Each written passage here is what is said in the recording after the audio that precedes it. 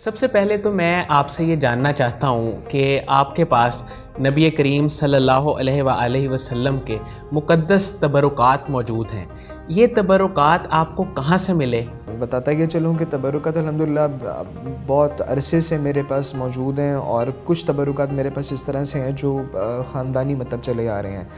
ख़ानदानी जहाँ तक बात की जाए, अल्हम्दुलिल्लाह हमारा जो सिलसिला बेसिकली शेख अब्दुल कादिर जिलानी से चलता है, वह सैयदना इमाम हसन से मिलता है और हज़रत इमाम हसन से जाके नबी सल्लल्लाहु अलैहि वसल्लम से हमारा मतलब कि ख़ानदानी शजरा जो है, सिलसिला जो है वो मतलब कि कनेक्ट होता है।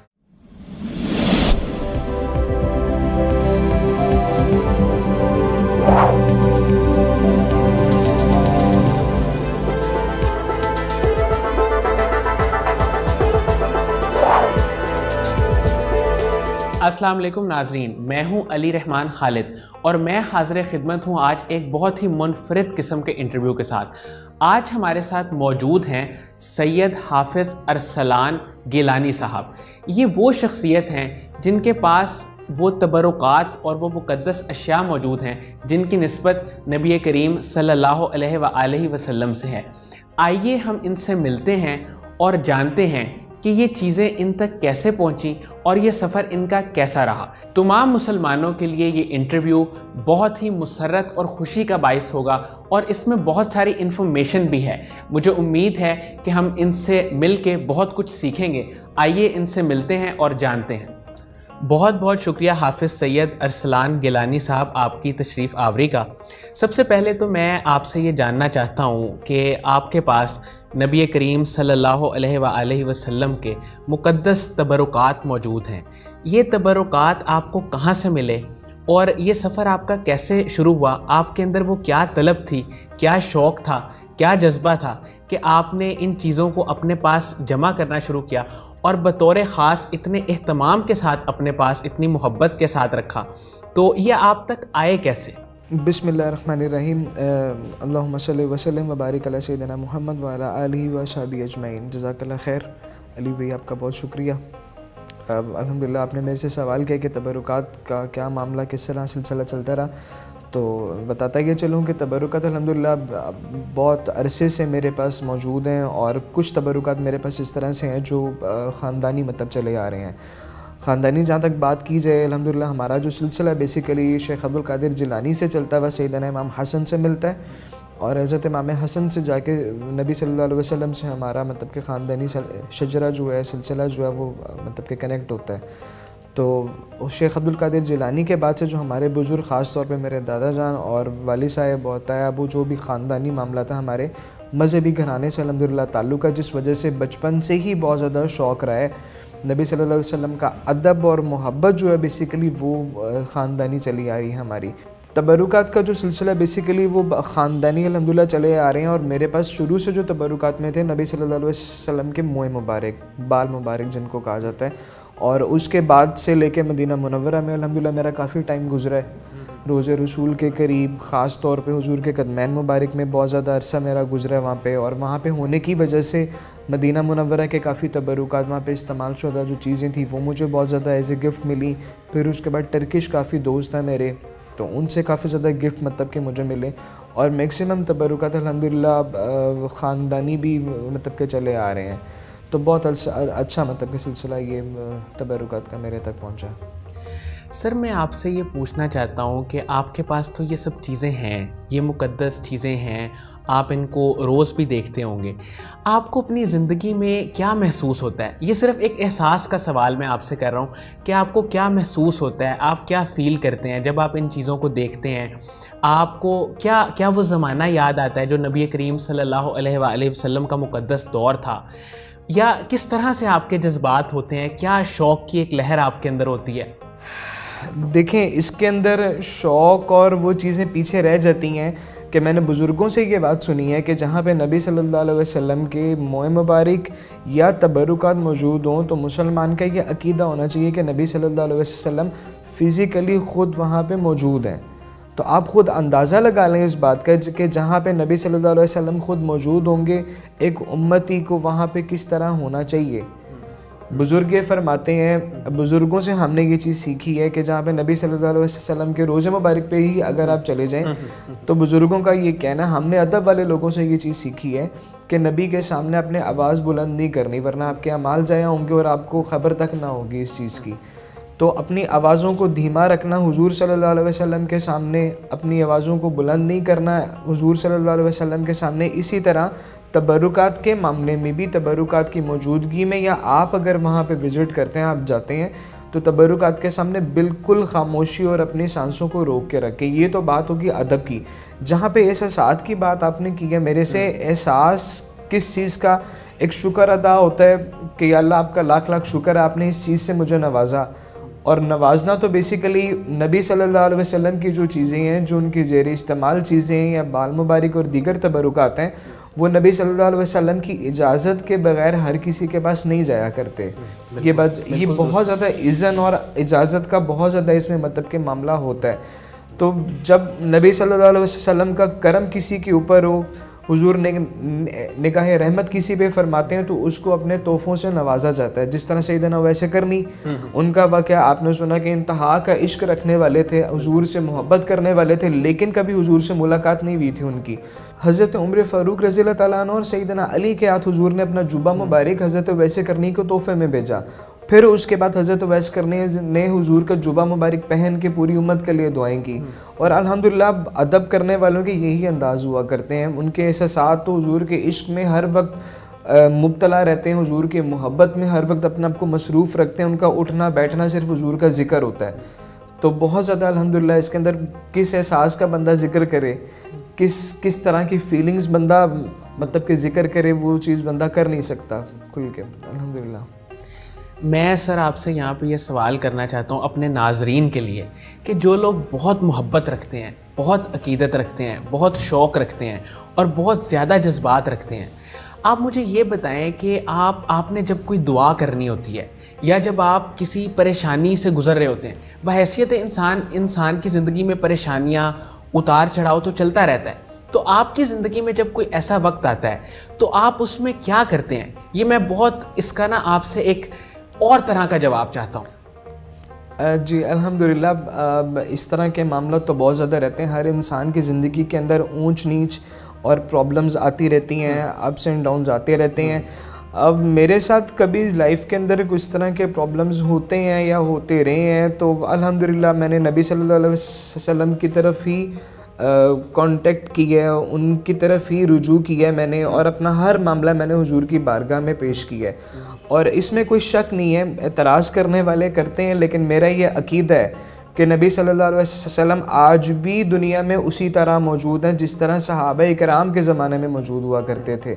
और आज भी हुजूर के उम्मती नबी सल्लल्लाहु अलैहि वसल्लम से उसी तरह फैज़याब हो सकते हैं जिस तरह सहाबा इकराम हुआ करते थे। मतलब कि हुजूर से फ़ेस टू फेस फैज़ हासिल कर सकते हैं आप लोग, लेकिन उसमें शर्त एक चीज़ की है कि आपका रिलेशन नबी सल्लल्लाहु अलैहि वसल्लम से ताल्लुक़ उस तरह का है, आप सिर्फ नबी सल्लल्लाहु अलैहि वसल्लम को अपना नबी और ख़ुद को उनका उम्मती समझते हैं, लेकिन जो आशिक और मोहब्बत करने वाले लोग हैं वो हुजूर को अपना मुर्शिद तस्लीम करते हैं, अपना टीचर समझते हैं, अपना गाइडर समझते हैं, और हुजूर से अपनी बात करते हैं, अपने प्रॉब्लम डिस्कस करते हैं, उनसे अपनी बातों का मसले मसाइल और जितनी प्रॉब्लम्स हैं उनसे जिक्र करके उनसे गाइडेंस लेते हैं। और इसमें कोई शक नहीं है, हुजूर आज के दौर में भी अपने उम्मतियों का बहुत ख्याल करते हैं, बहुत उनको गाइड करते हैं। हर मुश्किल के अंदर हुजूर उनकी मदद फरमाते हैं, हर मुश्किल में उनकी हेल्प करते हैं, हर प्रॉब्लम सुनते हैं और उसका सोल्यूशन देते हैं। लेकिन शर्त ये है कि आपका कनेक्शन, आपका रिलेशन नबी सल्लल्लाहु अलैहि वसल्लम से हो। बस अगर वो आपका मजबूत है तो इसमें कोई शक नहीं है कि हुजूर से आप रोज़ मुलाकात करें, उनसे रोज़ अपने बातें शेयर करें, उनसे रोज़ अपने प्रॉब्लम्स को लाके शेयर करें, और हुजूर आपको उसका सोल्यूशन देंगे। लेकिन शर्त सिर्फ इस चीज़ की होनी चाहिए, आप इस चीज़ को ज़हन में रखें कि हुजूर से कांटेक्ट, कनेक्शन, अपना रिलेशन लाजमी अपना कायम करें। सर मेरा यहाँ पे सवाल आपकी बात से ही है, वो ये है कि वो कौन सा ऐसा अमल है, क्या दुरूद पाक कसरत से पढ़ने से हमारा कनेक्शन स्ट्रॉन्ग हो सकता है, या कोई ऐसा अमल है जिसको करने से जो एक हमारा ताल्लुक़, जिसे आप कह लें कि दुनियावी ज़िंदगी में कहीं ना कहीं वो थोड़ा सा मद्दम हो जाता है, लेकिन रहता तो है क्योंकि हम मुसलमान हैं, हमारे अंदर वो इश्क का जज्बा है, हमारे अंदर वो मोहब्बत की एक लहर है कि उनका नाम भी आता है तो हम में से बहुत से उनकी आंखों में आंसू आ जाते हैं। अभी जैसे आप तबरुकात का जिक्र कर रहे थे, अभी हम उनकी पिक्चर्स भी अपने इंटरव्यू में शेयर करेंगे, यकीनन देखने वालों के अपने जज्बात होंगे। तो आप मुझे ये बताएं, हम इस कनेक्शन को कैसे मजबूत और मजबूत तर बना सकते हैं? इसके अंदर आपने बहुत खूबसूरत सवाल किया कि हुजूर की बारगाह में जब आप मौजूद होते हैं या उनका ज़िक्र, उनकी महफ़िल में, उनकी सोबत में, या उनका ज़िक्र जिधर हो रहा हो उस महफ़िल में अगर आप मौजूद हों तो आपका दिल और आपकी जो मोहब्बत है वो मज़ीद बढ़ती है। और जब उनसे ख़त्म होते हैं, थोड़ी देर कम कम करते हुए आप बिल्कुल भूल जाते हैं या दुनिया में मसरूफ़ हो जाते हैं। एक दफ़ा एक सहाबी, एक वाक़या उसका मफ़हूम मैं आपसे शेयर करता हूँ कि एक दफ़ा एक सहाबी थे और बहुत परेशान रो पड़े, और रोते रोते हज़रत अबू बकर सिद्दीक़ के पास चले गए और जाके फरमाते हैं कि ये ए हज़रत अबू बकर, हम तो मुनाफिक हो गए। तो हज़रत अबू बकर बहुत ज़्यादा परेशान हुए इसके ऊपर कि आप ख़ुद को मुनाफिक क्यों कह रहे हैं, आखिर ऐसा क्या मामला हो गया। तो उन्होंने फरमाया कि हम जब हुजूर की सोबत में बैठते हैं, हुजूर के हलके में, हुजूर की सिटिंग में बैठते हैं, तो हम हुजूर की इश्क और मोहब्बत में मुलव्विस इतना मस्त रहते हैं कि हमें दुनिया की परवाह नहीं रहती। और जब उसके बाद हम घर जाते हैं, अपनी बीवी बच्चों में, दुनिया में मसरूफ़ होते हैं, तो हमें हुजूर की याद में कमी पेश होती है, कमी आती है बहुत ज़्यादा। तो हज़रत अबू बकर भी इस पे परेशान और ख़ुद को मुनाफिक कहने लगे और दोनों रोते हुए हुजूर की बारगाह में चले गए कि या रसूल अल्लाह, हम तो मुनाफिक हो गए। हुजूर ने फरमाया ऐसे क्या हरकत की, क्या मामला होगा कि आप खुद को मुनाफिक कहते हैं। उन्होंने फिर हुजूर से ये अर्ज़ की कि या रसूल अल्लाह, जब आपकी बारगाह में हम लोग आते हैं तो आपकी इश्क और मोहब्बत में और अल्लाह ताला की याद में मसरूफ़ रहते हैं, और जब दुनिया में या घर बीवी बच्चों के पास चले जाएं तो हम अल्लाह ताला की याद में कमी और हुजूर की याद में कमी मतलब कि महसूस करते हैं। तो हुजूर ने ये बात वहाँ पे फरमाई कि इसी का नाम ज़िंदगी है, इसी का नाम दुनिया, इसी को ज़िंदगी कहा गया कि एक सांस अल्लाह ताला का और एक सांस अपने दुनिया का लेना है। आपने बिल्कुल सारा कुछ छोड़ के दुनिया में नहीं चले जाना, और सारा कुछ छोड़ के सिर्फ दीन ही उस तरफ नहीं आना, कि इस तरफ नहीं आना कि आप दुनिया ही, घर बार, बीवी बच्चे, अपनी फैमिली लाइफ है वो सारी भूल बैठे वहाँ पे। तो एक सांस दुनिया के साथ और एक सांस अल्लाह ताला का आपने लेना है, एक सांस हुजूर के साथ लेना है आपने। प्रॉब्लम हमारे माशरे का ये है कि हम दुनिया का सांस तो ले रहे हैं, हुजूर का सांस किधर गया, जो उनकी याद थी वो किधर गई, जो अल्लाह ताला की याद थी वो किधर गई। और जहाँ पे आपने जिक्र किया मेरे से कि पढ़ने के लिए कुछ दुरूद शरीफ या उनकी याद के अंदर मस्त रहना, उसमें सीधा से इसमें कोई शक नहीं है। एक दफ़ा एक सहाबी हुजूर की बारगाह में आए और बताया कि या रसूल अल्लाह, मैं कुछ टाइम के लिए अपने दिन में दुरूद पाक पढ़ता हूँ, मतलब। तो हुजूर ने फरमाया कि बेहतर तुम्हारे लिए ये है कि तुम ज़्यादा दुरूद शरीफ पढ़ा करो। फिर उन्होंने फरमाया कि मैं आधा दुरूद शरीफ और आधा अपना जिक्र ना करूँ। हुजूर ने फरमाया मज़ीद दुरूद पाक की कसरत करें आप। फिर उन्होंने कहा मैं थोड़ा सा हिस्सा ना छोड़ दूँ। हुजूर ने फरमाया बेहतरीन तुम्हारे लिए ये है कि तुम ज़्यादा से ज़्यादा दुरूद पाक की कसरत करो। फिर सहाबी ने फरमाया कि मैं सिर्फ दुरूद ही ना पढ़ा करूँ। हुजूर ने फरमाया फलाह पाओगे तुम, कि अगर तुम इस चीज़ की कसरत करोगे दुरूद पाक। दुरूद पाक एक वाहिद वजीफ़ा, खूबसूरत तरीन ज़िक्र है कि आप हर वक्त हुजूर की याद में लगे रहें, हर वक्त दुरूद पाक की कसरत करते रहें। उठते बैठते चलते फिरते अगर आप किसी से मोहब्बत करते हैं, अगर आप किसी से इश्क करते हैं, अगर आप हर वक्त अपने महबूब की याद में रहते हैं, तो मेरी किसी बुजुर्ग से मुलाकात हुई और फरमाते हैं कि अगर आप अपने आप को किसी की मोहब्बत में पागल पाओ ना, तो समझ लेना कि आपकी जो मोहब्बत है वो सच्ची और कामयाब है। तो क्या हम अपने आप को हुजूर की इश्क और मोहब्बत और उनके अदब में पागल हुए हैं? तो हमें थोड़ा सा पागलपन दिखाना पड़ेगा यहाँ पे। हुजूर की इश्क के अंदर अपने आप को लेके आए, हुजूर के इश्क को, उनके अदब को अगर आप कायम रखेंगे तो हुजूर आपको मदीने से कुछ ना कुछ नवाजेंगे। बहुत खूबसूरत बात आपने की। मैं आपसे अब ये गुजारिश करना चाहूँगा कि हमारे नाज़रीन के लिए जो जो तबरुकात आपके पास हैं और जो जो वो मुक़द्दस चीज़ें हैं, आप उनके बारे में थोड़ा सा हमारे नाज़रीन को बताएं कि वो क्या क्या चीज़ें हैं और उनके बारे में तफसीलन आप नाज़रीन को बताएं। अल्हम्दुलिल्लाह मेरे पास नबी सल्लल्लाहु अलैहि वसल्लम के मोए मुबारक मौजूद हैं, बाल मुबारक, जुल्फ़ मुबारक के, और बाकायदा सनदों के साथ मौजूद है मेरे पास। और उसके साथ साथ मदीना मुनव्वरा में रहने की वजह से मेरे पास मदीने के बहुत ज़्यादा तबरुकात हैं। गुंबद खज़रा की रस्सी मुबारक है, और साथ साथ तुर्कियों के टाइम का मेरे पास हुजरे मुबारक के अंदर इस्तेमाल हुआ हुआ जो ब्रश है वो भी मौजूद है, और तुर्कियों के ही टाइम का मेरे पास यूज़ हुआ हुआ रोज़ा मुबारक के अंदर ग़िलाफ़ मुबारक भी है। और इसके अलावा दीगर तबरुकात अल्हम्दुलिल्लाह काफ़ी मौजूद है मेरे पास।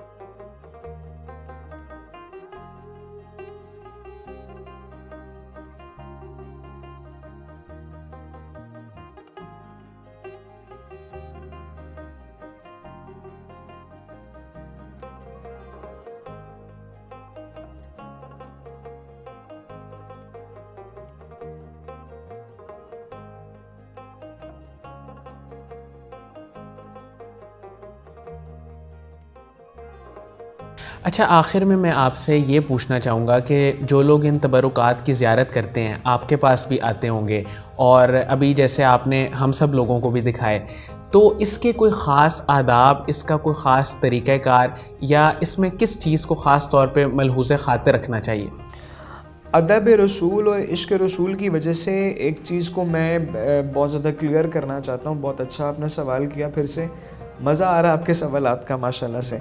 उसके अंदर अदब के अंदर एक चीज़ का ज़हन में रखें कि आप हुजूर की मोहब्बत और में और हुजूर के अदब के अंदर अगर आप इंतहा भी क्रॉस कर देना तो वो भी आपके लिए फ़ायदे की चीज़ है कि अदब और इश्क के जो मामला हैं ये किताबों में नहीं लिखे जाते। जो अदब के तकाज़े हैं वो किताबों में नहीं लिखे जाते। हज़रत उवैस करनी ने एक जंग के मौके पे उनको खबर मिली कि हुजूर के दंदान मुबारक शहीद हो गए, तो हज़रत उवैस करनी ने अपने सारे दांत तोड़ लिए, वहाँ पे शहीद कर लिए। और ये अदब का तकाज़ा था। हज़रत अबू बकर ने नहीं किए, हज़रत उमर ने नहीं किए। हज़रत उवैस का इश्क का अंदाज़ कुछ और है, उनका अदब का अंदाज़ कुछ और है। इसी तरह काफ़ी ज़्यादा मकामात के ऊपर सुलह हुदैबिया के मौके के ऊपर जब कुफार ने आके मुसलमानों का ग्रुप देखा कि मुसलमान इतना हुजूर का अदब और इश्क करते हैं, तो जाके काफिरों से कहते हैं कि आप मुसलमानों से जंग मत करना, क्योंकि आपको नहीं अंदाज़ा कि मुसलमान अपने नबी का अदब और एहतराम इंतहा का करते हैं, जो हमने कैसर व कसरा रोमन्स के दरबारों में वो चीज़ नहीं देखी, ईरानियों के दरबारों में वो चीज़ नहीं देखी, जो हमने मदीना मुनव्वरा में नबी सल्लल्लाहु अलैहि वसल्लम के दरबार में अदब और इंतहा का एहतराम हमने देखा है। एक चीज़ ज़हन में रखें कि रोज़ाना रात को सोते वक्त अपने दिन के जितने नेक अमाल हैं नबी सल्लल्लाहु अलैहि वसल्लम को तोहफ़तन पेश करके सोया करें। आप नेकियां करें तो इसलिए करें कि हुजूर को तोहफ़ा पेश करना है, इसलिए नहीं करना कि जन्नत मिलेगी या इसलिए नहीं करना कि जहन्नुम में ना चले जाएं। आशिक जो होता है उसका तो हर अमल अपने महबूब के लिए सिर्फ होता है। नमाजें पढ़ें तो इसलिए पढ़ें कि हुजूर की आंखों की ठंडक है। दुरूद शरीफ पढ़ना इसलिए पढ़ना है कि रहमतें नाजिल होती हैं। दुरूद शरीफ इसलिए पढ़ें कि यार ये तो अल्लाह ताला की सुन्नत है, अल्लाह ताला खुद अपने हबीब पे दुरूद पढ़ता है, तो अल्लाह ताला खुद मतलब कि नबी सल्लल्लाहु अलैहि वसल्लम से इंतहा का इश्क और मोहब्बत करने वाला है। तो अल्लाह ताला के मामले में भी इस तरह का मामला कि अगर आप अल्लाह ताला के बारगाह में अगर आप खाना काबा जाते हैं तो वहाँ पे चीखो पुकार और गिलाफ काबा पकड़ के लोग रो रहे होते हैं, दब रहा होता, कोई फिस रहा होता, किसी की डेथ हो रही होती है। लेकिन यही मामला, यही लोग जब उम्रा करने के बाद मदीना मुनव्वरा जाते हैं तो सबकी सांसें रुकी होती हैं, क्योंकि वो मकाम इस तरह के। तो अगर अल्लाह ताला के बारगाह के अंदर अगर आप नमाज मिस कर दें, अगर आप रोज़ा ख़राब कर लें अपना, या कोई भी बेदबी वाला मामला हो जाए, तो रहमतुल आलमीन मौजूद हैं, वो आपको बचा लेंगे। लेकिन अगर आप रहमतुल आलमीन नबी सल्लल्लाहु अलैहि वसल्लम की बारगाह में बेदबी और गुस्ताखी करके, फिर आपको कोई बचाने वाला नहीं है। तो हुजूर के मामले में बहुत ज़्यादा सेंसिटिव रहें, बहुत ज़्यादा अदब और एहतराम रखें। आपका काम सिर्फ अदब करना है। इश्क हुजूर अपना खुद अता फरमाते हैं, जिसको फिर वो इश्क बताते हैं, इश्क अपना नवाजते हैं। फिर उसके बाद जाके अल्लामा इकबाल वाली बात आती है कि हुजूर से वफा करेंगे तो लो भी आपके हाथ में और कलम भी आपके हाथ में होगा। फिर आपकी जो दिल करे आप लिखें, आप अपनी तकदीर लिखें, आप दुनिया कायनात को बदल सकते हैं। कोई भी इंसान दुनिया के अंदर कभी भी कामयाब नहीं हो सकता जब तक कि उसका इंटरनली पर्सनली कनेक्शन नबी सल्लल्लाहु अलैहि वसल्लम से ना हो। तो अल्लाह ताला सबको अदब और एहतराम की तौफीक दे और हुजूर हम सबको अपनी निगाह में रखें बस। अल्हम्दुलिल्लाह, आमीन। बहुत बहुत शुक्रिया हाफिज़ सैयद अरसलान गिलानी साहब आपकी तशरीफ़ आवरी का। नाज़रीन, मुझे उम्मीद है कि इस इंटरव्यू में देखने वालों को और सुनने वालों को बहुत कुछ मिला होगा। आपने अदब का तरीका, मोहब्बत का करीना, ये सब कुछ सीखा, और इसके साथ साथ आपने ये सीखा कि हम जो भी अमल करते हैं वो या तो अल्लाह की बारगाह में अल्लाह की रज़ा के लिए होता है या मोहम्मद मुस्तफ़ा सल्लल्लाहु अलैहि वसल्लम की खुशनूदी के लिए होता है। बहुत बहुत शुक्रिया। इसी के साथ इजाज़त दीजिए। अल्लाह हाफ़िज़।